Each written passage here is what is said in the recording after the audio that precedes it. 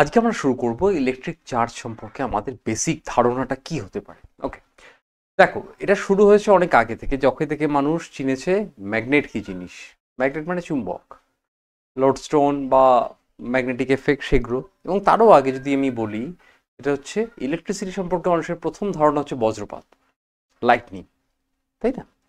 তো মানুষ যখন কোনো কিছুকে ব্যাখ্যা করতে পারছে না, যুক্তি দিয়ে ব্যাখ্যা হয় না, তখন আমরা বলি যে এটা দেবতা বা ইত্যাদি ইত্যাদি, ম্যাজিক ইত্যাদি।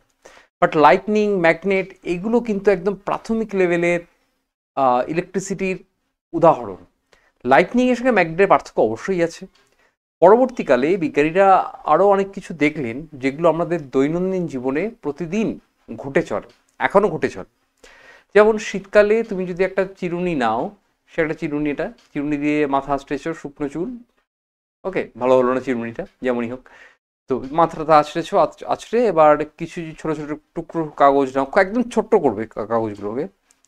সেটা তুমি এখনও করতে পারো, যদিও এখন আর্দ্রতা কম আছে বলে, মানে এই পার্টিকুলার এই সময়টাতে আর্দ্রতা কম আছে বলে এটা ইটস পসিবল। তাহলে কী হবে, দেখবে যে এরা আকর্ষণ হচ্ছে কোনোভাবে, সামহাও এটা হচ্ছে।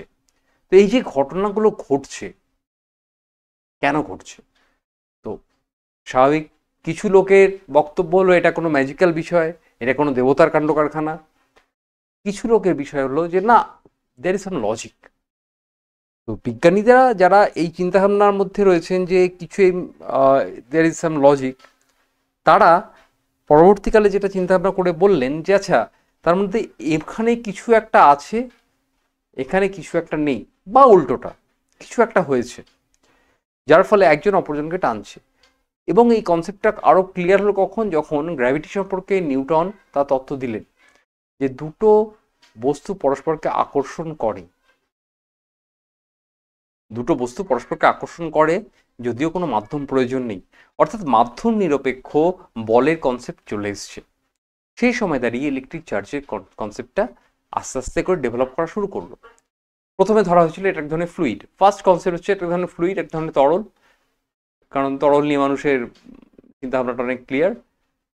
একদল লোক ভাবলো না, ফ্লুইড নয়, এটা এর নিজস্ব কিছু বিষয় আছে, যেটা হচ্ছে কিছু এর মধ্যে থেকে এখানে যাচ্ছে, এখান থেকে এদিকে যাচ্ছে, যাকে আমি চার্জ বলবো, সেটা ফ্লুইড নাই হতে পারে। এরকম বিভিন্ন কনসেপ্টের পর শেষ অবধি যখন আমরা লাস্ট 100 years এগো, যখন আমরা অ্যাটমিক জগতে প্রবেশ করলাম, যখন আমাদের অ্যাটমিক স্ট্রাকচার সম্পর্কে আমাদের ধারণা পরিষ্কার হলো, তখন আমাদের কাছে আরও ক্লিয়ার হলো যে দেখো, যে দু ধরনের আধানের কথা আগে বলা হয়েছিল, একটা হচ্ছে পজিটিভ আধান, একটা হচ্ছে নেগেটিভ আধান। কিন্তু এরা কিভাবে থাকে, কি বৃত্তান্ত, সে বিষয়ে আলোচনাটা আমাদের কাছে পরিষ্কার হলো যখন ইলেকট্রন আবিষ্কার হলো। বিজ্ঞানীরা দেখলেন যে ইলেকট্রনিক আধানকে ই দিয়ে লেখা হয়। ওকে, ইলেকট্রনের আধান সেটা খুব ছোট্ট একটি আধান, এবং সেটাকে নেগেটিভ যদি আমি ধরি, তবে আরেকটি আধানের কথা ভাবা যেতে পারে, যেটা হচ্ছে পজিটিভ আধান, যার একই সেম, বাট এটা পজিটিভ। তাহলে আধান অ্যাকচুয়ালি দু ধরনের হলো, এক ধরনের নেগেটিভ, এক ধরনের পজিটিভ।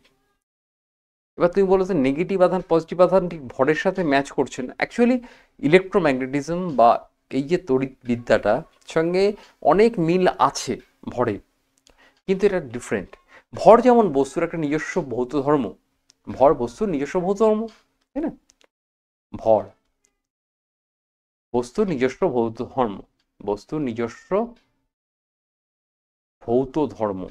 ওকে, ওকে, চার্জও ঠিক তেমনই তাই, নিজস্ব ধর্ম, একটা অদ্ভুত ভৌত ধর্ম। চার্জ বা আধান সেটাও কিনা বস্তুর নিজস্ব ভৌত ধর্ম। এবং এখানে আরও একটি ইম্পর্টেন্ট এবং খুব মজার বিষয়, যদি ভর না থাকে, চার্জ থাকতে পারে না। আরে অদ্ভুত।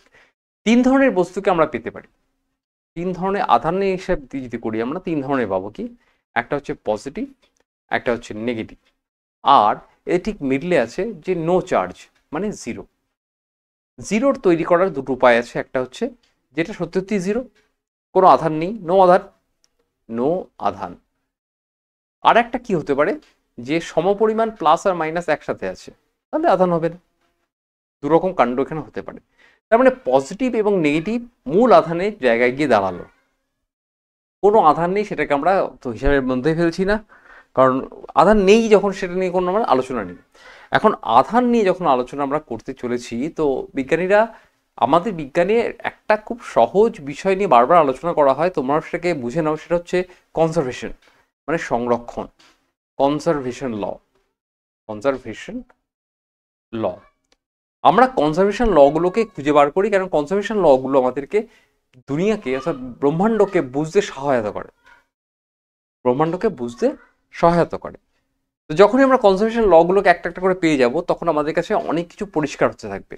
যেমন ধরো, তোমরা আগে কিছু কনজারভেশন ল পড়ে এসেছো। প্রথম, শক্তি, তাই না? শক্তি, শক্তি কনজার্ভড আমরা জানি। আস্তে আস্তে আমরা জানলাম ভর ও শক্তি, এটাও কনজার্ভ, তাই না? প্রথমে জানলাম শক্তি কনজার্ভ, ভর কনজার্ভ, তবে ভর ও শক্তি কনজার্ভ হলো। তারপরে মোমেন্টাম, মানে ভরবেগ, এটা সংরক্ষিত। এই সংরক্ষণের বিভিন্ন সূত্র পাচ্ছি, এবং অ্যাঙ্গুলার মোমেন্টাম অর্থাৎ কৌণিক ভরবেগও কিছু ক্ষেত্রে সংরক্ষিত। ঠিক তেমনি ভাবে এই কনজারভেশন ল চার্জের ক্ষেত্রেও প্রযোজ্য হলো। কি বললো না, আধানও কনজার্ভ। আধানের যে সংরক্ষণ, সেটা একটা অদ্ভুত বিষয় দেয়। কিরকম? যদি বাইরে থেকে, ভালো করে বুঝবে যে যদি বাইরে থেকে কোনো আধান দেওয়া বা নেওয়া না হয়, তাহলে কোনো একটা সিস্টেমে, কথাটা শুনে নাও তারপরে আমি এক্সপ্লেনেশন দেবো, তাহলে কোনো একটা সিস্টেমের মধ্যে মোট আধানের পরিমাণ সমান থাকবে।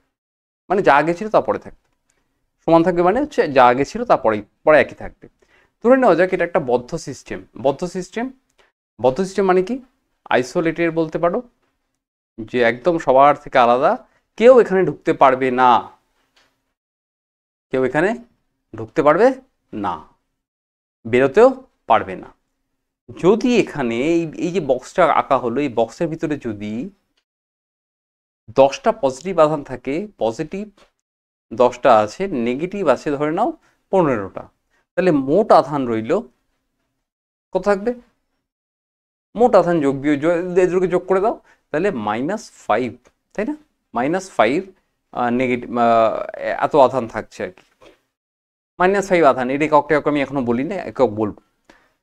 তো আফটার সাম এক্সপেরিমেন্ট, সাম রিয়াকশন, কেমিক্যাল রিয়াকশন হতে পারে, সেটা রিয়াকশনের পরে আমরা কি পাবো? একই পরিমাণ পাবো, -5 আধানই পাবো। ভিতরে হয়তো নতুন কিছু ঘটনা ঘটে গেছে, কিন্তু তাও আমরা মোট আধান সেম পাবো, অর্থাৎ যা প্রথমে ছিল তাই পাবো। কনজারভেশন অফ আধান বা কনজারভেশন ল অফ আধান, মানে চার্জের যে কনজারভেশন ল, সেটা খুব পরিষ্কারভাবে বলছে যে আধান সৃষ্টি বা বিনাশ করা সম্ভব নয়। জাস্ট কি করা সম্ভব? এদের কম্বিনেশন করে চেঞ্জ করা সম্ভব। অর্থাৎ কেমনভাবে কম্বিনেশন চেঞ্জ হবে দেখো, একটা ছোটো ছোটো জিনিস, এগুলো কনসেপচুয়াল জিনিস, কীভাবে কম্বিনেশন চেঞ্জ হতে পারে। ধরে নাও একটা পজিটিভ আধান, আচ্ছা দুটো পজিটিভ আধান আছে, একটা নেগেটিভ আধান আছে, ওকে। মোট আধান কত? মোট আধান তুমি বলবে যে 1 পজিটিভ, ওকে। এটা একটা কম্বিনেশন। আর একটা কম্বিনেশন কি হতে পারে? প্লাস মাইনাস, উপরে প্লাস আর এই মাইনাস একসাথে, এই প্লাস আলাদা, তাহলে এই দুটো পরস্পর ক্যান্সেল করছে, এটা একটা কম্বিনেশন, কিন্তু চার্জ 1+। থার্ড কম্বিনেশন আর কি হতে পারে? যে প্লাসটা প্লাসই আছে, উপরে প্লাস প্লাস রইল, প্লাস মাইনাস হয়ে গেল, হতেই পারে, তাও 1+। উল্টোটা হতে পারে, বা এখানে আমি আঁকছি, একটু নামাই বরঞ্চ, আরও কম্বিনেশন তুমি বানাতে পারো এইভাবে, যে প্লাস থাকলো আর এই নিচের যে প্লাসটা ছিল সেই প্লাসটা মাইনাসের কাছে চলে গেল, তাও হতে পারে, স্টিল তোমার 1+। অর্থাৎ যে কোনো কম্বিনেশনই করো না কেন, মোট আধানের পরিমাণ আগে যা ছিল পরে তাই থাকবে, যদি বাইরে থেকে কেউ না ঢোকে। যদি বাইরে থেকে কেউ ঢোকে তাহলে আলাদা কথা, তাহলে কিন্তু অনেক কিছু বলতে যাবে, তাই না? বাইরে থেকে ফট করে তুমি একটা পজিটিভ আধান ঢুকিয়ে দিলে, দিয়ে বলবে ওই তো স্যার একটা এক্সট্রা হয়ে গেছে, হবে না। বাইরে থেকে ঢুকতে দেওয়া যাবে না, বেরোতে দেওয়া যাবে না। তুমি এই প্লাসটাকে বাইরে বের করে নিয়ে বললে যে এই তো শূন্য হয়ে গেছে, তো হবে না, নট অ্যালাউড। বদ্ধ সিস্টেম হতে হবে।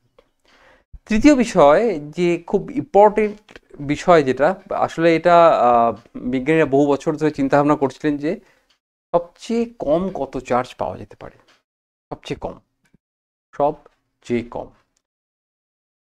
কোয়ার্ক অনেক কিছু বলা হচ্ছে ইত্যাদি, কিন্তু কোয়ার্ক নিয়ে আমরা আলোচনা করছি না, তার কারণ কোয়ার্কের চার্জের প্যাটার্নটা আলাদা, ওটা একটা অন্য বিষয়।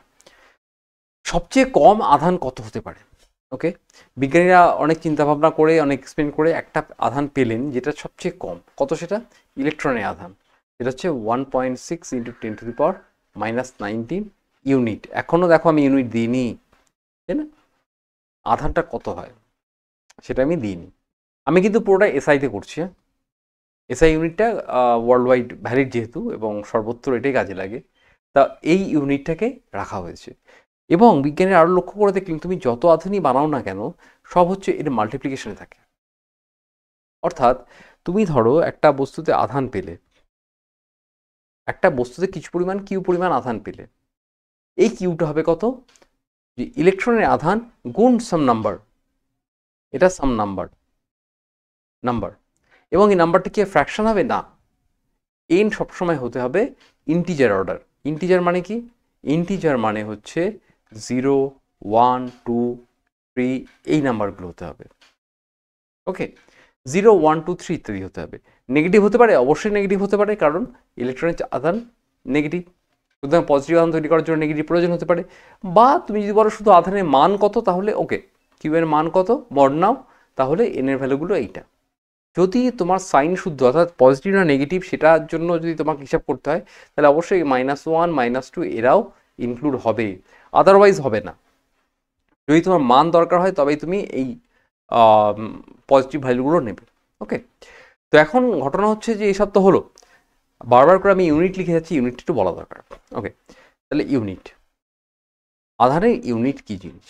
আধানের বেসিক ইউনিট হচ্ছে এসআইতে এটাকে বলা হবে কুলম, COULOMB। কুলম একজন বিজ্ঞানীর নাম যার কথা আমরা পড়বো খুব শিগগির।